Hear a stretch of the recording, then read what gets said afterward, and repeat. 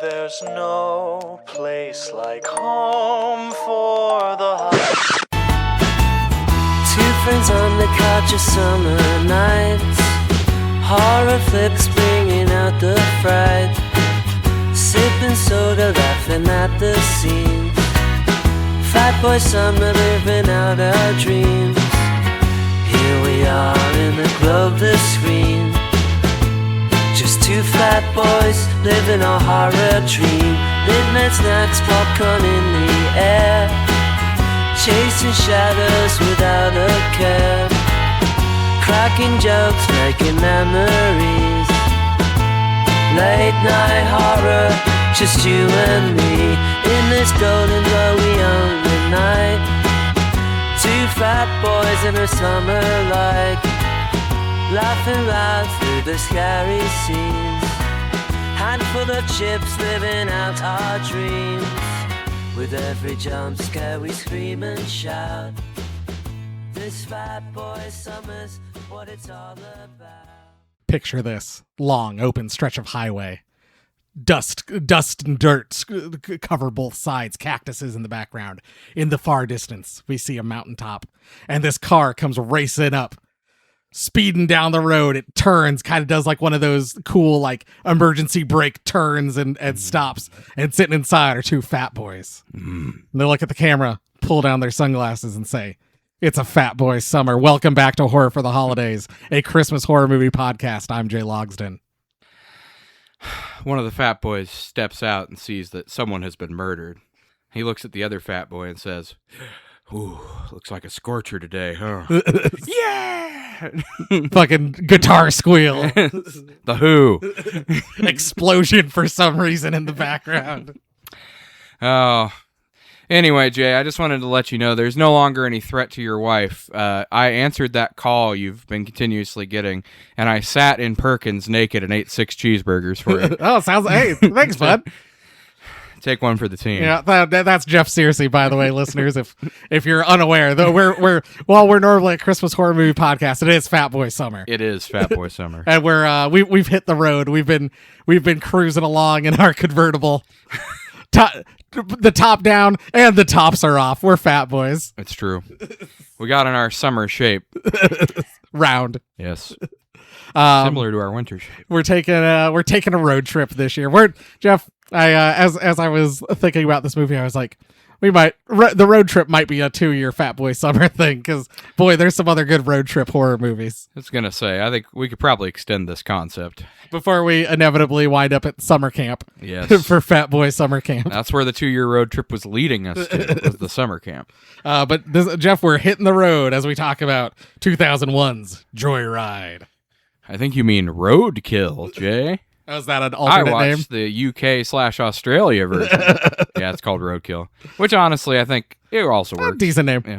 Yeah. Released October 5th, 2001.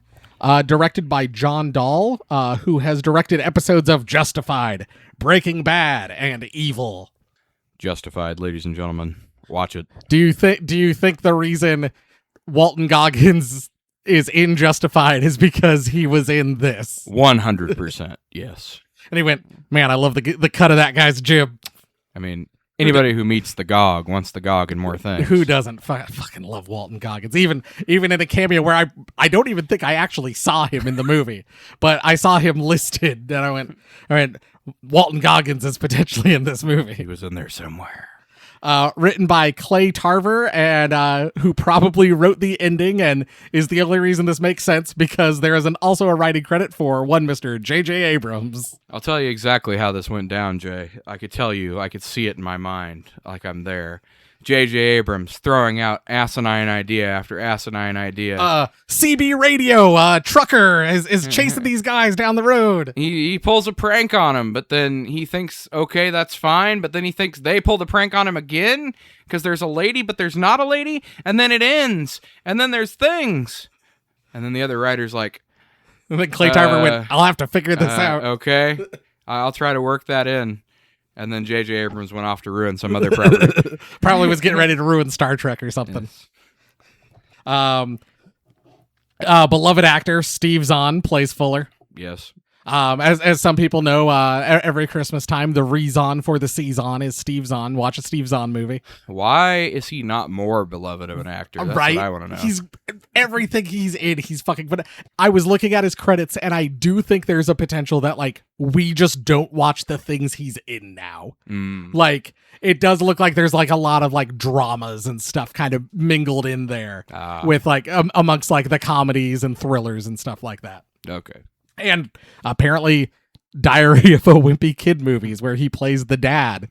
Sure, yeah. Lily Sobieski is Venna, and we will see both of them again in the Christmas movie Night Train, not to be confused with Night Train Murders, which is a different movie. Shortly after, he was in Fast and the Furious. For the first time, Paul Walker is also in this film. He plays Lewis in another car driving movie. Yes. I wish this had come out first. That would be just to be like, before he was driving cars fast and furious, he was taking a joyride.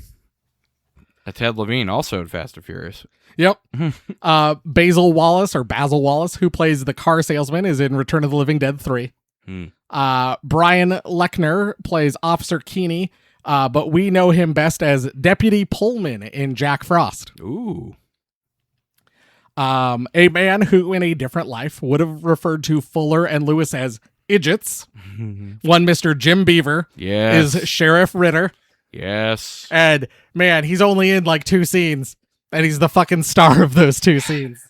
Again, how is he not more famous? How does he not get more work? I think I just called him Sheriff Bobby in my notes. I went, Sheriff Bobby's here. Jay Hernandez, who plays Marine, was in the original Thanksgiving trailer. So that was kind of fun. Greg Bronson, with an uncredited role as truck stop patron, will appear again in a couple of weeks when we do Uncle Sam. We've got uncredited appearance for, like I said, one Mr. Walton Goggins, the Gog himself. Monk's boss, Ted Levine. Yes. Beloved Buffalo Bill is the voice of Rusty Nail, and Matthew Kimbrough is the body of Rusty Nail, because I guess they didn't think Ted Levine was creepy enough. I guess. Even though you barely see Rusty Nail, like, you could have just been Ted Levine the whole time. Yes, they did not need 2 actors for that. And I mean, come on, just let Ted Levine get more money. He's great. They should have. Budget of $23 million, box office of $36.6 million. Probably didn't make its money back based off of that, but I'm sure has since with streaming and DVD releases probably did. I'm sure, yeah. It probably at least broke even with DVDs. Something I know Jeff enjoys, filmed in the states where it's supposed to be taking place in, more or less. Yes, finally. Filmed in California, Nevada, and Utah, although I believe they do Wyoming and Nebraska as well, which I didn't see listed as filmed there. If you do a few shots or whatever, like pickup shots and stuff in other places, that's fine. But if you're going to set a movie in a specific state and then you show a different state while you're making it, it totally pulls us out of the movie. They go to Nebraska and there's a giant cornfield. This movie got what it was doing. Yes. It knows what Nebraska's like. It's almost like if you tell me a movie, let's say, I don't know, takes place in Dallas, Texas, and then you see a big sign that says Boston in the background. Oh, I was going to say takes place in Illinois, and you see mountains and palm trees. Yes, mountains and green trees at Halloween, yeah. Or tulips and in Halloween 4. Where to watch? Buy the 3 movie collection on Vudu like I did. It's only $14.99. You get all 3. You know what? Because the first one is worth it alone. It's worth the you get Joyride for $15. That's a hell of a deal, and you get 2 extra movies. And you get the extra stuff like the director's commentary and the extra endings, but don't watch them; they suck. The movies will inevitably drop back on Tubi. Who knows why it moved over to where it is right now, but it will be on for free on Tubi at some point in the future. Honestly, I think it's just because they think they can get, basically they see the streaming numbers of people watching something on Tubi, and they're like, oh, we could probably get a better streaming deal than this, so we're going to let our rights expire with them, because Tubi doesn't do long-term contracts. Right. I think the longest they do is like 6 months. And so they're probably trying to renegotiate, and then no one will give a shit. No one will give them money, and then they'll put it back on Tubi Yep. at the original rate. I got my copies. I got a 2-pack of the first 2, and then I got Joyride 3, Roadkill. Separately, I got them all at like half-price books, I think for probably about $15. So. Man, that must be confusing in the UK. Roadkill 3, Roadkill. That way, there, in case you were confused about what Roadkill 3 was. Personal experience. I had watched this movie with my wife a couple years ago, but also in a movie group I'm in, somebody had made a joke about the 2023 movie Joyride, yeah. but talked about it as though it were this movie. Yeah. And so they were like, so they said something and they're like, I thought you were talking about this movie. And they're like, well, for that movie, I mean, 2001 Joyride, Steve Zahn rips. And so someone made the poster, but they took out the blurb on the front. Instead, they just put Steve Zahn rips. And I went, fantastic. Good. Yeah, I had a few of those when I was browsing Reddit for reviews. There's a few people who started off reviewing the 2023 one. Then they're like, oh, wait, oops. I'm like, oh, God. Oh, I love it. Yeah, we do that bit too, but we're allowed to be bad. We don't do it in print, though. That's the difference. Yeah. You don't know when we're going to do it because we're goofballs, but when you're reading, you're writing it out. God. Well, you ready to do our synopsis, Jeff? I suppose we might as well get into it. We get our opening credits and title card play as we get like images of CB radios, and we kind of get CB radio chatter and ominous music. We then see Lewis in his dorm room in California talking to Venna on the phone. She has recently broken up with her boyfriend and is in Colorado, and she says she wishes Lewis would pick her up and they could drive back home, and he pulls out his refundable plane ticket and says, I have a car. We then see Lewis at a used car lot where he has, assuming sold his refundable plane ticket to get car money. To get a car, a 1971 Chrysler Newport. Nice. We get more opening credits of Lewis driving around, and at a gas station, he calls his mom from a payphone to tell her that he plans to drive back, and she mentions that his brother Fuller was arrested in Utah, and Lewis goes to get him. Which he should not have done, by the way.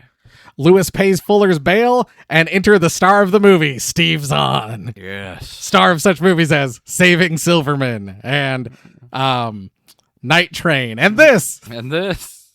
And the new Anaconda. Anaconda. Fuller and Lewis hit the road and talk about Lewis's relationship with Venna, and Lewis gets pissed off and purposely drives off the road for some reason. Just what you want to do in an old, decrepit car, too. Later, they are at a truck stop, and Lewis calls Venna and says he'll see her tomorrow, and Fuller is having a CB radio put in Lewis's car for plot reasons. The pranks, bro. They're back on the road again, and Fuller is on the CB radio talking with truckers. He's Black Sheep, and Lewis is Mama's boy. And they hear a mysterious trucker that they start talking to who's talking about how he enjoys the rain because it keeps people inside and it washes the roads clean. Fuller convinces Lewis to do a woman's voice. Which he does terribly, by the way. Oh, it's me, Candy Cane. Oh, you're so sexy, Rusty Nail. I love you, Rusty Nail. Ooh. I take your bra off. Oh, Rusty Nail. So anyway, we learned that the mysterious trucker's handle is Rusty Nail. Lewis fucks with Rusty, pretending to be Candy Cane, until they lose kind of signal with him. They pull into a motel, and Fuller goes in to get a room where he runs into this real asshole of a guy who kind of like shoves him aside. And meanwhile, while Fuller is inside, Lewis hears on the CB radio Rusty Nail comes back on looking for Candy Cane. And Fuller convinces Rusty to kind of basically pull a prank where they give him the name of the motel they're staying at, but the room of the asshole guy. And be like, I'll be in room 17. Bring some pink champagne. And they're like, and Rusty Nail's like, oh, I'll be there. Oh, yeah. I'm just cranking my hog right now. Candy cane, is that you?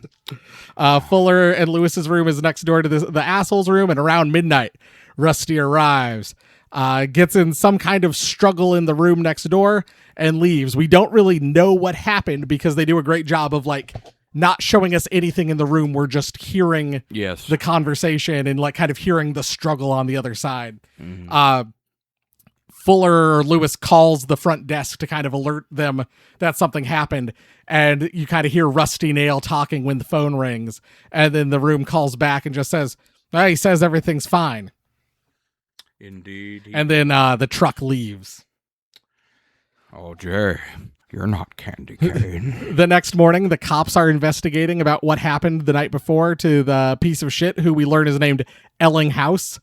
He was found brutalized on the on an interstate median and in a coma. The cops take Fuller and Lewis to the hotel, where we see that Ellinghouse is on a ventilator with his jaw ripped off.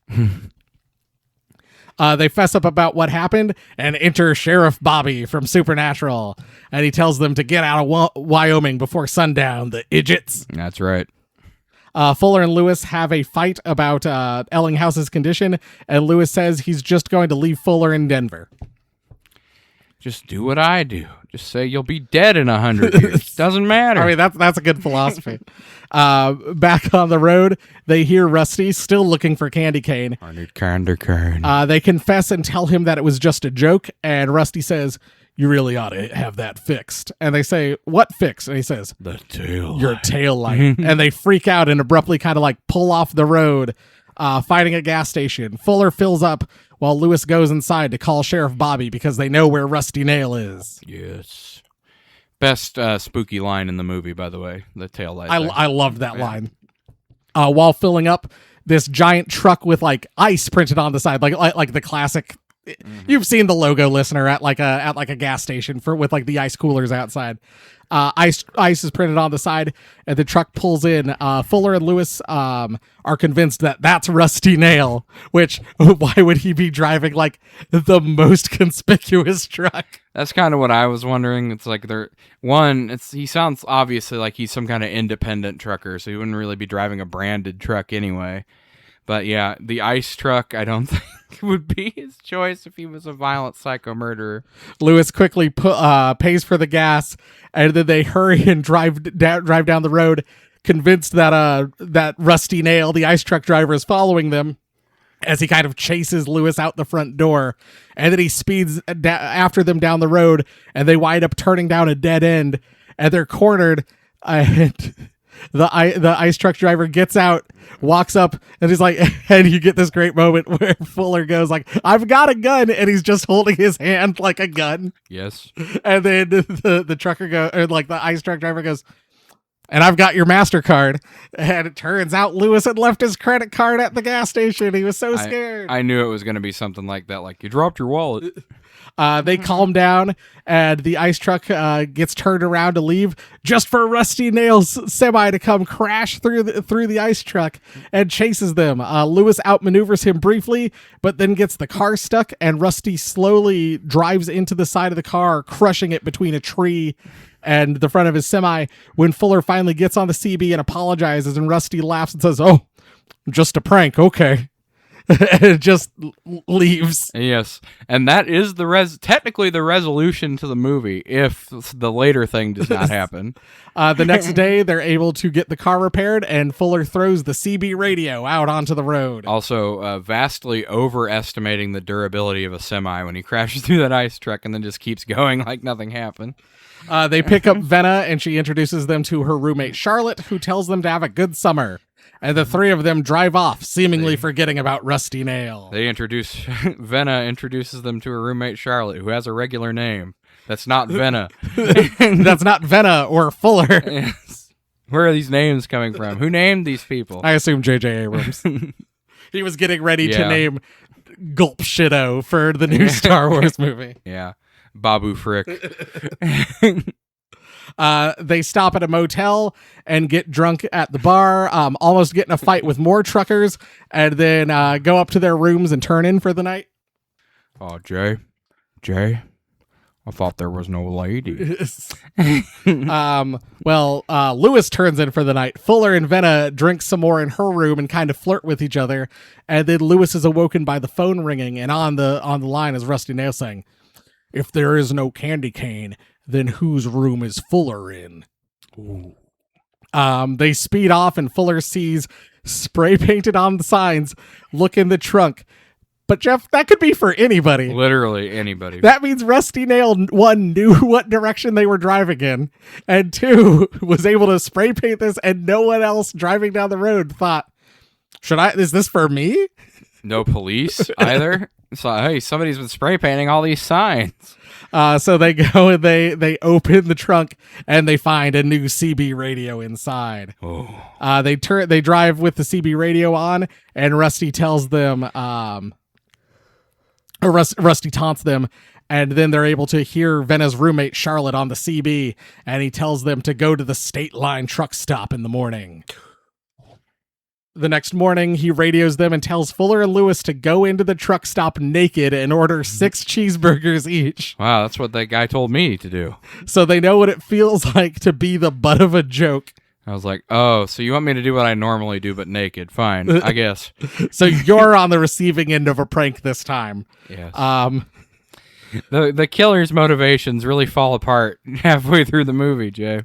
Rusty then tells Venna that if they want to see Charlotte again, they have to do what he says. They go to a stretch of road at night, and Rusty tells them to get out and walk. And they are suddenly chased by Rusty in a semi-truck through a cornfield. And Jeff, I have a question. Do you think the next morning, the farmer who owned this cornfield was like, crop circles? Yes. Aliens. Aliens. They all get separated, and Rusty is able to somehow find the one person he's able to find is Venna. Convenient.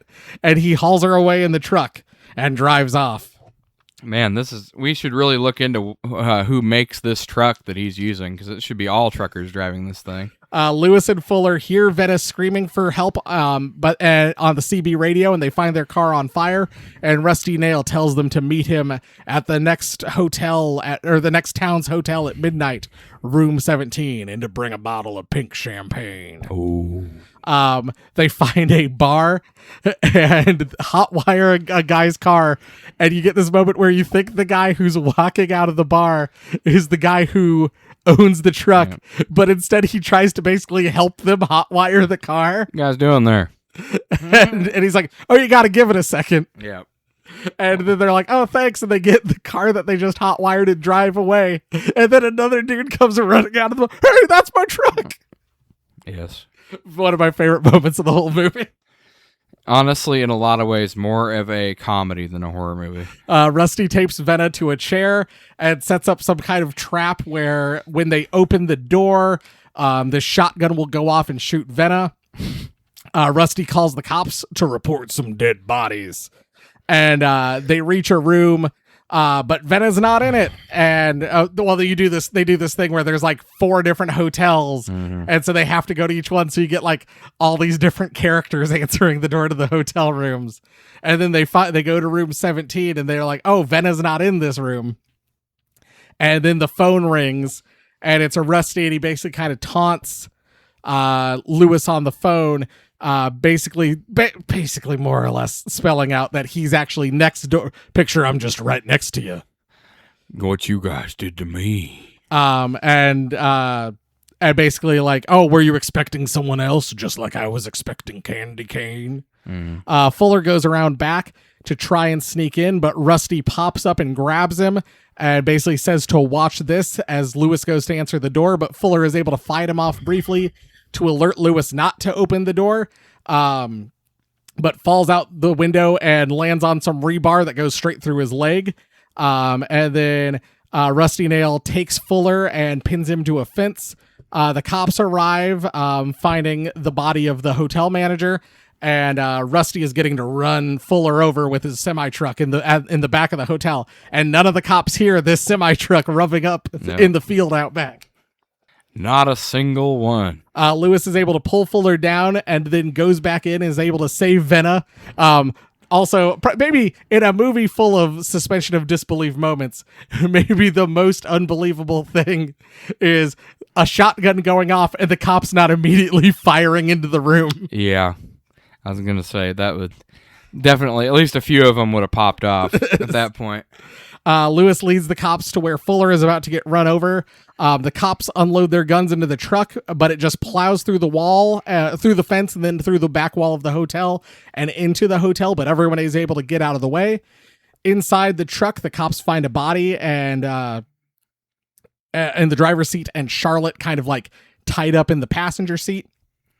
Everyone gets checked on by EMTs, and Lewis asks who the driver was, and they say, some guy who drives an ice truck out in Wyoming. And then over the CB radio, they hear Rusty Nail saying he's looking forward to the incoming storm, that it washes everything clean. Credits roll, end of movie. Joyride. Joyride. What a joyride. What a breeze of a movie. Yep. We'll get to it because I have it for one of my reviews. I saw people complaining about like, oh, this movie drags. And I'm like, in what world does this movie drag? This movie flies by. Jeff, what category do you want to start? Do you have anything else first, I guess? No, I think we covered it pretty well. I just, like I commented briefly, a lot more of a comedy than I expected. I assume part of that is down to the Steve Zahn being in it. I saw that Tobey Maguire was offered a role. I don't know if he was offered Steve Zahn's role or if he was offered Paul Walker's role. I'm guessing he was probably offered Paul Walker's. But like I'm like, I wonder if they initially were like, oh, it's going to be more serious, and then just Steve Zahn has such great comedic timing. Well, that and I mean, Rusty Nail himself is kind of funny overall. Oh, Ted Levine has some great line deliveries. Let's do it. CB chatter, favorite quotes. All right, let me just get on the CB here and give you some of these. Oh, it's me, Rusty Nail. I'm looking for candy cane. Vaguely, that's what's said for a large chunk of the movie. Candy cane, are you there? I take off your bra. Oh, really? That was too good. Oh, really? Oh, really? Oh, really, Rusty Nail? There you go. That's closer. It's me, a sexy lady named Candy Cane. Mm-hmm. Officer Wilkins, this is my pledge to you. You will not be seeing me again. 2 strikes are enough for Fuller Thomas.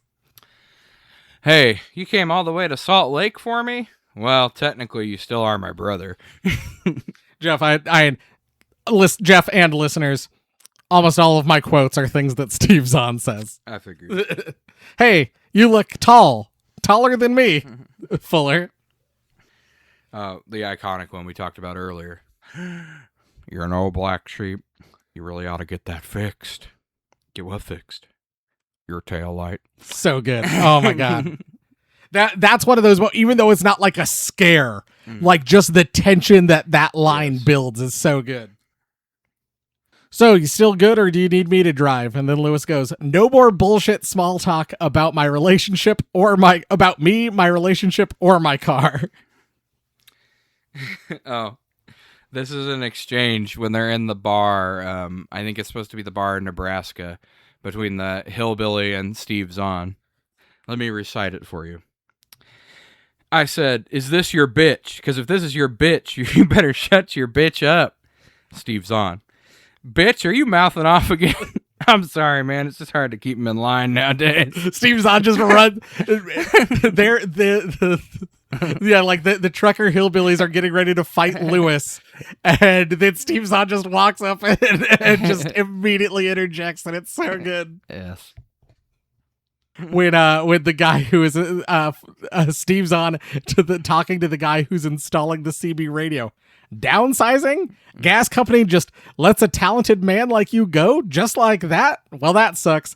But this job kicks ass, huh? You got your trailer here, and now you're working kind of outside? You got a view? It was just one of those things where I'm like, Steve Zahn's one of the few guys who I think could like pull off lines like that. Another Steve Zahn. You know, with the exception of the seat spring piercing my ass, this ride's excellent. When when Rusty Nail like asks what candy cane looks like, or it's like I take my bra off. Fuller goes, haha, I knew it. These guys are so fucking horny. When they're in the bar, when Steve Zahn calls Lily Sobieski a bitch. Here's two, and then Venna goes, Nebraska, and then Steve Zahn goes, to states. All right. All right. Another Steve Zahn. This is like some kind of prehistoric internet. And then my last one is when basically Paul Walker is like, how am I gonna live with myself? Because like they basically they have this whole conversation about like, if you prank called a ton of pizzas to a house and then a guy answered the door with an AK-47 and killed the pizza delivery guy, would you feel guilty for that? And Paul Walker is like, I would. I don't know how I'm gonna live with myself. And then Steve Zahn says, do what I do. Just remind yourself that in 100 years you're going to be dead. It's the closest thing I've got to philosophy. Because Fuller's not one of them college boys like his brother Lewis. Exactly. That's my last one. What was... Oh, yeah.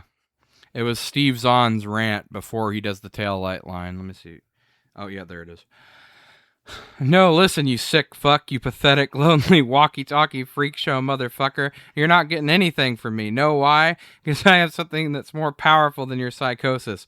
It's called a volume knob, and the only thing I have to do to make you go away is turn that counterclockwise. You got that? You copy that? That's a great one. I didn't get the other one, but he has another one where he's like, you don't need a psychologist, you need a psychiatrist, you need drugs. Like, yes. Oh, yeah. Rusty Nail. Apologize. God, Rusty Nail's so good. Apologize to me, Jay. Apologize to me, Candy Cane. Hey, anybody know Candy Cane come back? Jeff, let's see the sights, sets, costumes, etc. I love both the setting and the sets for this movie. I think I love the idea of just like long empty stretches of highway, like kind of driving through the desert in those areas, or we're so used to driving through the middle of cornfields, like you kind of get scenes of that towards the end of the movie. Yes, they definitely make it feel like an isolated road trip experience. And all the roadside things like the bars and the motels and stuff, I thought were well done. I was going to say, listeners and you, Jeff, know that I'm a sucker for neon lighting, and there's a lot of neon lighting in this movie. And man, probably my last and biggest shout out. There are very few who can do a creepy voice better than Ted Levine. Yes. He does such a good job in this movie. Like we both said at the beginning, why is he not just Rusty Nail? Like, why is he only the voice? He should be. Unless, and that was the thing too. I think on my first watch, I thought there was going to be some kind of twist where like, oh no, like Rusty Nail is these two guys working together or something, which then fed into my theory later on. In the next two movies, it's not Ted Levine doing the voice. It's different actors in each movie. And I was like, oh, cool. Like, is Rusty Nail like a Dread Pirate Roberts? Where basically he, a trucker kind of assumes the identity of Rusty Nail, and that's when he's going to go on a killing spree or whatever. Yes. Take on the mantle of Rusty Nail. And ask women to take off their bra. I take off your bra. Would you do me? I'd do me. Goodbye Horses is playing in the background. Yes. I wonder if they thought, like, do you think we could get Goodbye Horses for one scene where Rusty Nail's talking? That would be amazing. That would have been the one thing I would have pounded the table for. Yes. Jeff, let's do a busted taillight, one thing you would fix, and one headlight, one thing you would praise. One headlight, the Wallflowers song. Yeah, that was Bob Dylan's son. That's what I was going for. And also, how the hell does Bob Dylan's son sing so much better than his dad? It's a good question. My fix, the weird love triangle thing with Fuller, Lewis, and Venna. Yeah. The wiki article like muddles it further because like they didn't know what they wanted to do with the three of them. I'm gonna pull up what the Wikipedia article kind of says. Sobieski filmed 2 romantic interludes, one with Zahn, hubba hubba, and one with Walker, boo, during the shooting and reshooting of the film. Both scenes end up getting cut. This may explain why Venna appears to be romantically interested in both of them. And it's just so weird. Like, we don't need that at all. Like honestly, just have her be Paul Walker's girlfriend. Like, I thought we were just dealing with the classic throuple situation myself, but you never know. I was like, the first time I watched it, I was like, this is so weird. And then I read that and I went, it makes sense why this feels so weird. It just pans over to Paul Walker's dashboard and there's a neon pineapple there. Upside down on the U-swing. What's your busted taillight? My busted taillight, Jay? My busted taillight is, this movie really needed a supporting character other than Rusty Nail. Like an authority figure, maybe like, I don't know, a Jim Beaver sheriff and more of a role, or more Bobby, like a state trooper, or maybe like an FBI guy that's been tracking this Rusty Nail guy or whatever. It needed some kind of third character to kind of make some of these things seem more realistic. Either that or maybe like a character, maybe have Venna come into the movie earlier and have her set up because I like the brothers, but some of these scenes and stuff are really, really dumb with just the two of them with no outside explanation of how this is happening. Yeah, have Venna be doing the candy cane thing earlier on, so you kind of... Yes, because it's Paul. If Paul Walker was able to do a better woman voice, that would also be more believable, but it's like, I mean, I'm sure Rusty Nail, Ted Levine's been lonely out there a long time, but I don't even know if he would buy that voice that he was doing. So I think a third central character, whether it's like an authority figure or maybe just have Venna show up earlier on, would have probably made this less hard to believe. I think that's a great shout. I think having Sheriff Bobby be like more involved in the movie would be more interesting. And then you like do a thing where they're like, oh, we're supposed to meet him here, and they find him dead, and like it turns out like somehow Rusty has been listening into like all the conversations. Yeah. So that would have been a cool twist too. Turns out Rusty Nail used to be a cop or whatever, and so he's listening to all the cop frequencies. That would be cool. What's your one headlight? The thing you want to praise? My one headlight. You could drive hard. My one headlight is, of course, I'm assuming Jay already knows this, but Rusty Nail, Ted Levine. I mean, how can you go wrong casting him as a creep in a movie? The answer is you can't. He does this perfectly. He is, for a character you very rarely ever see in the movie, incredibly menacing. And about the only menacing thing about the movie. Even when the brothers try to act scared, they don't really seem like they are. Which, we'll get into that later. I mean, when we do our final rating. It's comedic actor Steve Zahn at his most comedic. But no, I thought Ted Levine's performance was really good. His voice on the radio, especially the way that he like modulates it for different situations, which is still wild that he's not even credited for this. Like, do you think he was ashamed of this, or do you think it's just something else? I don't know. I mean, I guess it's around that time, because I mean, a lot of actors used to not take voice acting seriously. They would do things or whatever and just not be credited on the project. But I don't know. It's a mystery, but yes, his performance, I would say, makes this movie worth watching just on its own. Everyone knows where I'm fucking going. Steve's on. As soon as I saw he was in this, I'm like, well, I know Jay's going with Steve Zahn, so I better figure out something else. I think this movie would be great if he wasn't in it. I still think this movie would be a lot of fun. Like Ted Levine does a lot of the carrying for the things that aren't the Steve Zahn things. Yes. And it's the two of them together, but I fucking love Steve Zahn so goddamn much. I mean, the movie would have worked without him, but it's better with him. Like, I even think you get like maybe a more famous, but like I think you could get a Paul Rudd to be Steve Zahn, and I think he would do a good job. Yeah. But I think I'm thinking even if you got like a Saving Silverman cast member, a Jason Biggs or a Jack Black, I would just be too goofy. Steve Zahn's the right amount of like charming and witty, but also goofy and a little silly, that like he just sells it so much better than like but I don't think like a Jack Black or a Jason Biggs, both people that were in movies with Steve Zahn at this time, they would just struggle to be this charismatic. See, I was thinking this for whatever reason, because I still think about this movie all the time. There's another early 2000s road trip movie with Robert Downey Jr. and Zach Galifianakis called Due Date. Okay. And some of the scenes in this made me think of Due Date. I'm like, I wonder what this would be like with Zach Galifianakis instead. Well, Jeff, you got me straight tripping, boo. How road trippy is this movie, and how road trippy are the kills? I just had to. I had it. Yeah. Fucking love Eugene Levy. Sorry. Yes. This is just me talking about comedic actors I enjoy. How road trip is this movie? How road trip are the kills?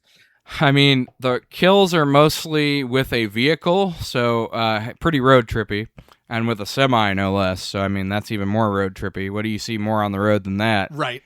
And, I mean, the entire movie is based around a road trip, so, I mean, it pretty much has to be top of the road trip list. I agree with both. It's one of those where it's like, I don't know what a more road trip kill would be. I think we get some more like as these movies go on, I believe they get a little more Saw-like. I think they took him building the trap for Venna in the room as like Rusty Nail likes to build traps and is a Jigsaw type character. Because I think Roadkill, Joyride 3 Roadkill, Roadkill 3 Roadkill. Yeah. I do think that one has a lot of like trap kind of based kills, like a little bit more like a Jigsaw. Yeah. And I don't remember if those are more like, I think they're more truck aligned, and so it's like, while I think that could be more road trippy themed kills, like this is a pretty good barometer of like, are you like this or more than you're very road trippy? Oh, are you less like this and more who knows something else? I think even The Hitcher could be maybe like a road trip style movie or kill, but it's like there's some movies where you'd go, oh, that's not very road trippy. Like this is kind of like the good, like this is the barometer you have to reach. The gold standard of road trip movies. Well, Jeff, it's time for our final rating. Every episode of Horror for the Holidays, we rate our movie on one of three categories. But it is Fat Boy Summer, and we're on a road trip. So, Jeff, is this movie a flat tire? Is this movie, this one was the one I struggled with, riding shotgun, or is it King of the Road? Jeff. We can workshop riding shotgun if that one was the one I was least confident about. Picking the radio station. I don't know. What's fun on a road trip? What is fun on a road trip? Getting snacks. Yeah, that's pretty fun. And we are fat boys. Listening to podcasts. We did some of that. Stopping at Wendy's. Yes, stopping at Wendy's and stopping at Steak and Shake. All right, well, I don't know. It was hilarious. Whatever one they're going with for that. Riding shotgun. The middle. We're riding shotgun, ladies and gentlemen. We're going with it. We're riding shotgun on this road trip. And it's fun. This movie is fun. It is not scary. It's very, very not scary, I would say, in most parts. There's a couple things, like we said, that build tension. It's more of a thriller, honestly, than it is more thriller than horror. Yeah. Which, I mean, I think you can split hairs calling a movie a thriller or horror sometimes. It's more like on the, which funnily enough, another movie that's a thriller / horror. This is more on the Silence of the Lambs end of things than it is on, like, say, a Saw end of things, where it's more close to a regular movie that just happens to have some scary elements versus a horror movie that happens to have some regular elements. And I think, I mean, honestly, it's not done a disservice by being put in that category, because it's just, I mean, everything Jay said about Steve Zahn pretty much makes this movie the way it is. He's so great. For me, this is a King of the Road. I think there are some I think there's like some real excellent like tension building kind of scares, kind of moments, reveals. Even the gore when you see the dude with his jaw ripped off. Yeah, like that's not bad. kind of one of those unexpected moments where you're just like, oh, I wasn't expecting the movie to go in this direction all of a sudden. And at times I think this movie does does more with less. Where, you know, how scary or how tension filled can a movie be when there's a lot of time spent in cars and motel rooms, but then you get the scene where you know Rusty Nail's killing the dude in the next room, but like you can't really tell what's going on because it's all muffled and whatnot. Which I think just kind of helps like add to some of that tension. But it's a really fun story that is carried by a great cast. Especially shout outs to Steve Zahn and Ted Levine, but Lily Sobieski does a really solid job, and I mean, Paul Walker's fine. While you do need to suspend disbelief greatly for a lot of stuff in this movie, it's just a fun time.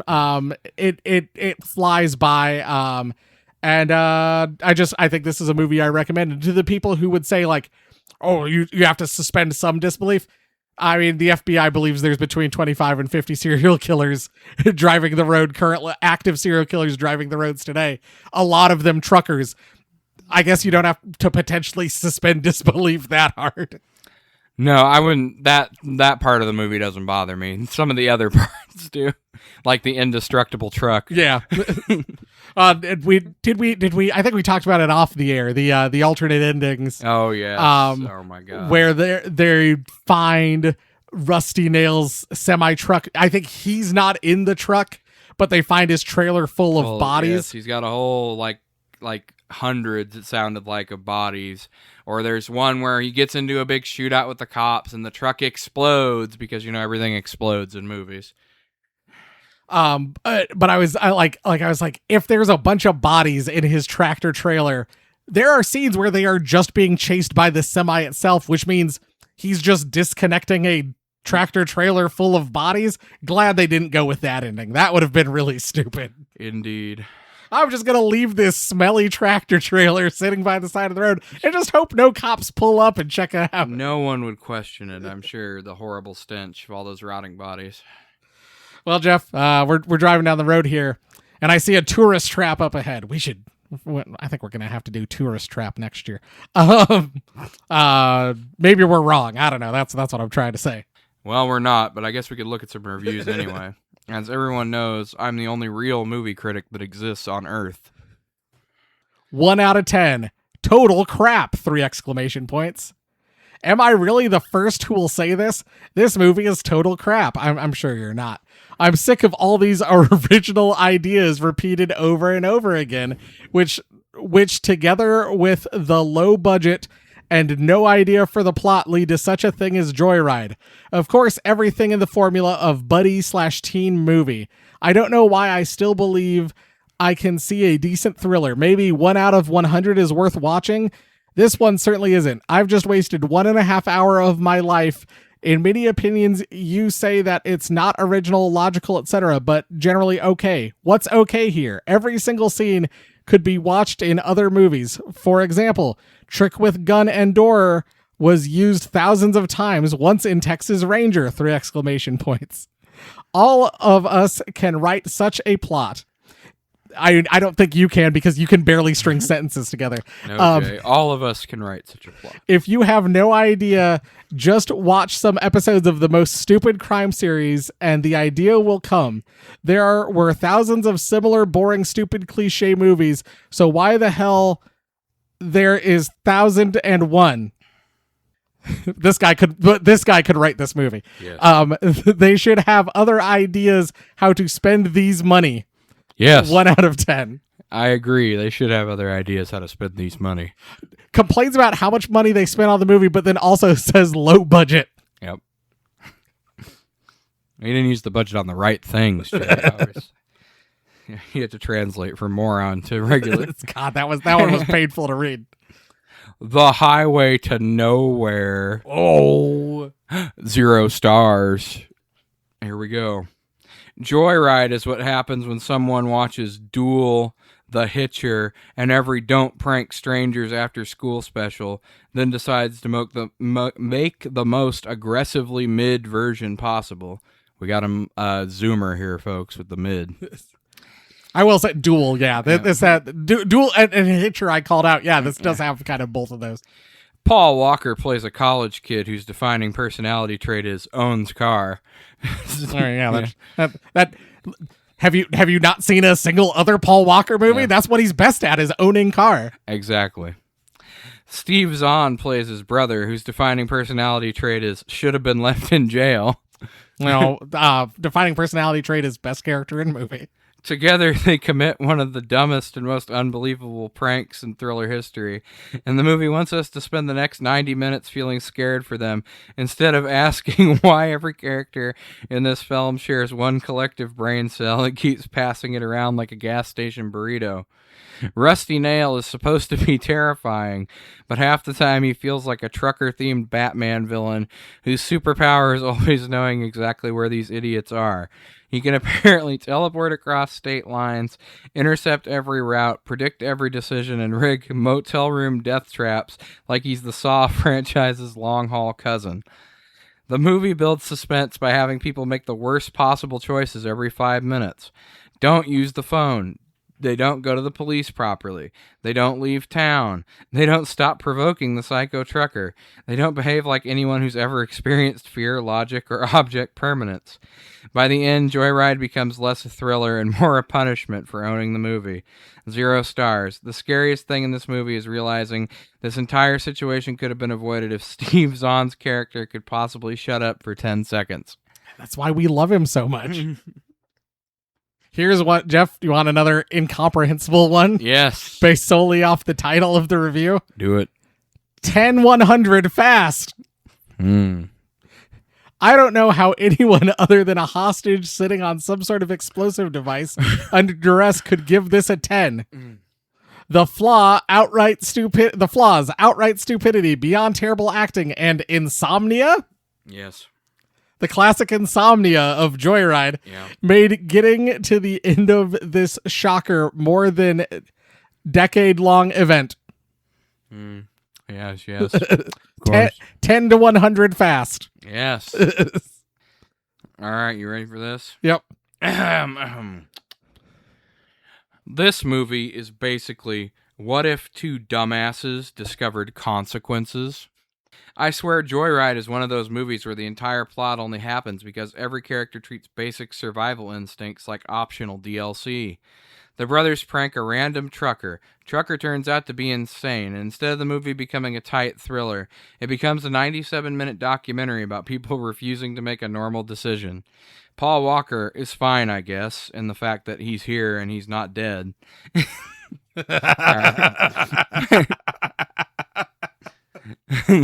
He reacts to things. Steve Zahn is doing all the heavy lifting. Hells yeah, he is. But unfortunately, his character is so obnoxious that after 10 minutes, I was rooting for Rusty Nail and the CB radio to self-destruct.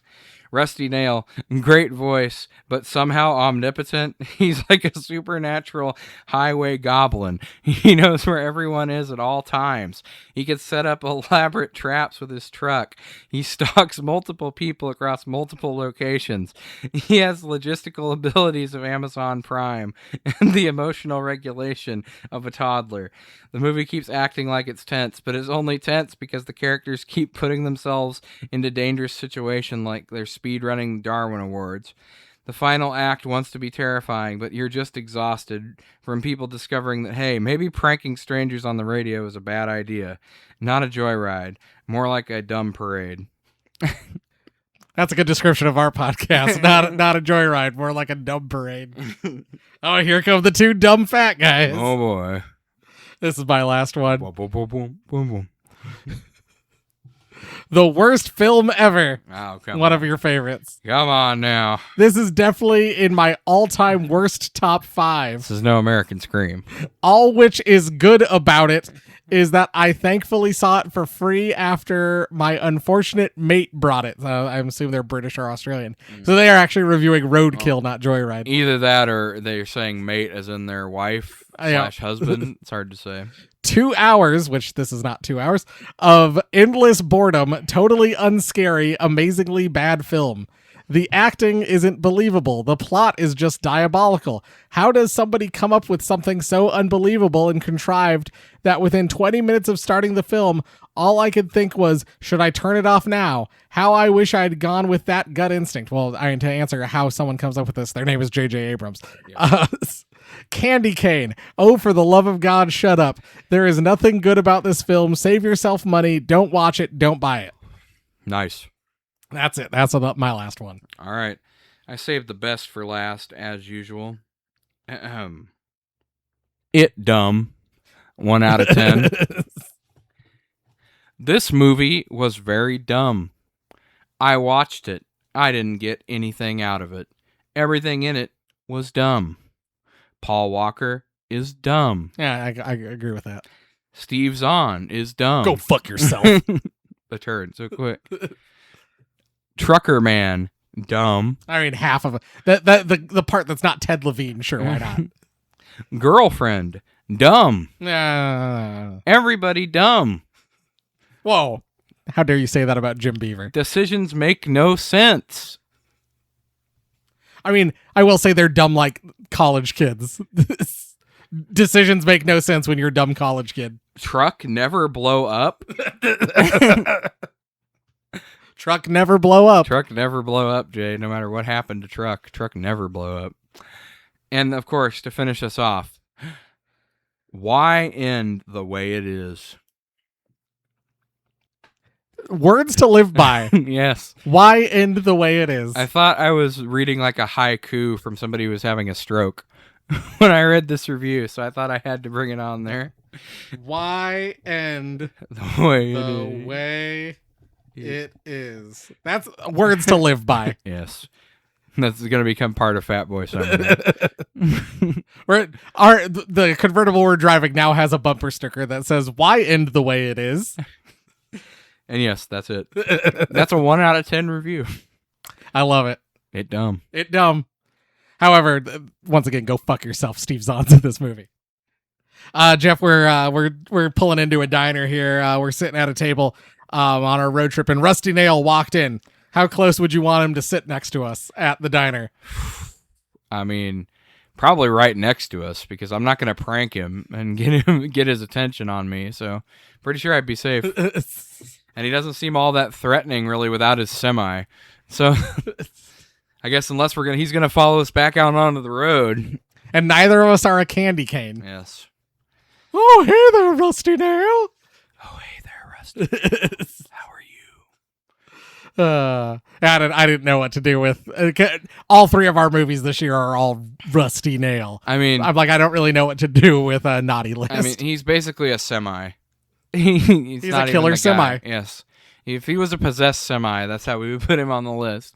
And I mean, he's fairly dangerous, I would say. I mean, obviously he's psychotic. Obviously he's obsessed to the point of, wanting to fucking track these guys for no particular reason other than that he fell for a dumb prank. You know what I will say? At least we never get to I Know What You Did Last Summer 3 in this, where it is a possessed semi-truck. Yes. No, I would say if we're putting him up against other things on the Fat Boy Summer tier list, probably pretty low. Yeah, maybe he could take the Grabber. Maybe it'd be tough. Yeah. But yeah, he's not handling zombies. No. And what was the other thing we did? Frogmen. He's not handling Frogmen either. No, there's no way he's handling the Frogmen. I'm ready for Frogman 2. Frogman fucks. Yes. Well, Jeff, as we're leaving this gas station, I ran in and I got some soda because it's time for this. Garbage day! Huh? No!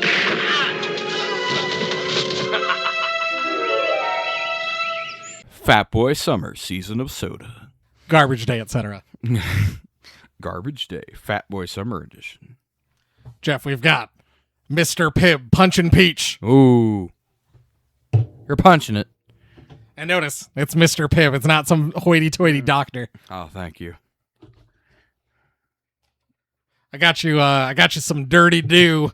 Ooh, I know you're a dirty boy, Candy Cane. I'm a dirty dog, all right. And last but not least, Crimson Sour Cherry Fanta.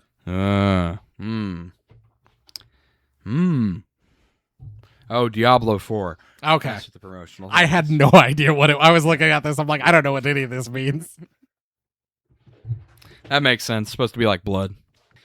Or maybe a health potion. Maybe. Yeah. Where do you want to start? Let's just do the dirty do. All right.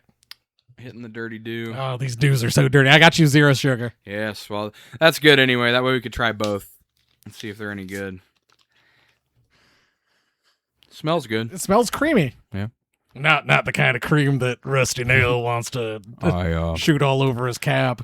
Dirty do, is that you? I take your bra. It's for me, Rusty Nail, dirty dew.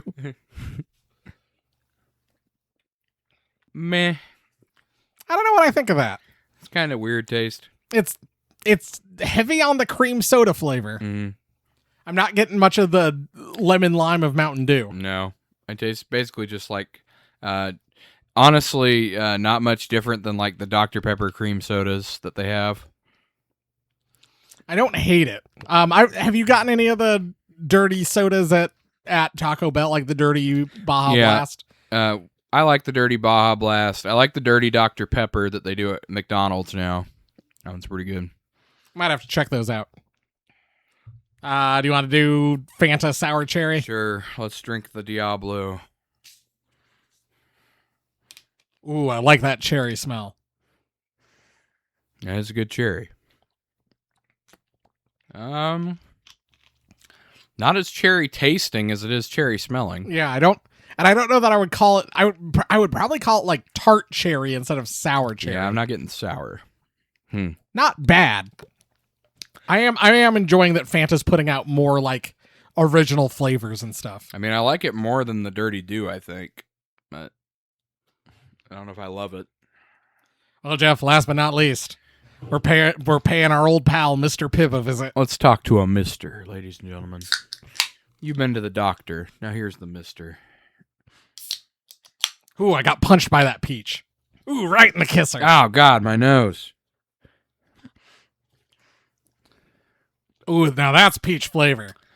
Yeah. I think this easily beats the other two. Well, welcome back, Mr. Pibb. Fantastic drink you got here. Well, solid drink you got here. Kickin' cherry meets punchin' peach. I think there is because Pibb is cherry flavored or whatever. Mm-hmm. It's a cherry soda or whatever they call them. Apparently the base of it is cherry or whatever, one of the 1,000,000 secret flavors. Yeah, that's pretty good. I like that. This might be one of my new favorite drinks. Like this is pretty tasty. This could be a drink of the summer, a fat boy summer. Yeah, I agree with your rating. Summer soda, we Dirty Dew bottom, Fanta Crimson Sour Cherry middle, and then Punch and Peach Mr. Pibb top. It's top. All right, it's agreed. All right, shake on it. All right. Got it. Well, if you want to get in touch with us, tell us your thoughts on candy cane or some kind of primitive internet, but also the actual internet because we're not on CB radio. Hey, listener. I take your bra off. Oh my. Send us an email, horrorfortheholidays@gmail.com. Get in touch with us on social media. We are all the places at Horror4Holidays. That's horror, the number 4 holidays.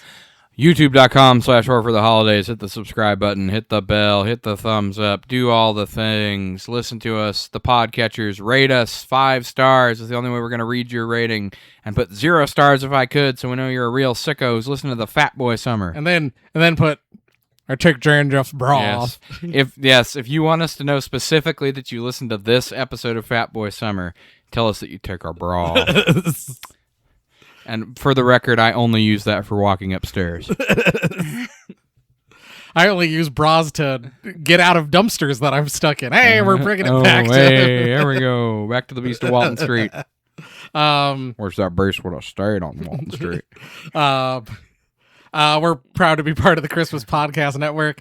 Hey, Jerry D, I took your bra off. Well, if next time we're on Totally Rad Christmas, we're gonna take Jerry D's bra off. Yes.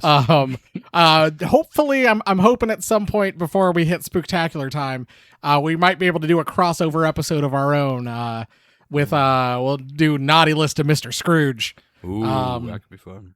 With Colin over he does a Scrooge podcast. I forget the name off the top of my head right now. Scrooged with Bill Murray. Just all Scrooged all the time. But no, hopefully we can have Colin on and we can talk about that. That'd be cool. But yeah, go check them out. All sorts of great podcasts over there.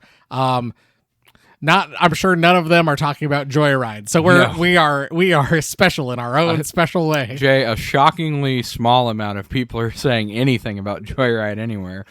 In fact, it was a struggle to find some reviews of Joyride. They're all saying, I love Steve Zahn so much. You got to wade through all of those reviews, which have all been left by me under various accounts. I wondered that. There's a similar writing style shared between a lot of these accounts. 10 out of 10. Steve Zahn. Hell's yes. 10 out of 10. God, Steve Zahn's so cool. I mean, Jay, closing every post with Steve Zahn is the reason for the season. It gave you away. No, gave it away. Shit. But yeah, we'll be back. Fat Boy Summer. We're cruising down the road and we're gonna do Joyride 2 Dead Ahead. Next week. Dead Ahead, you say? Dead Ahead. It's me, Candy. Wait, it's me, Rusty Nail. Candy Cane, are you dead ahead? And I believe in Joyride 2, there is a guy who hates truckers because his dad was a trucker, and then for some reason has to dress up like a woman in one scene. I don't remember the whole thing. So he has to. So stay tuned for Joyride 2 next week. We have to dress in drag, Jay, and we have no choice. Yeah.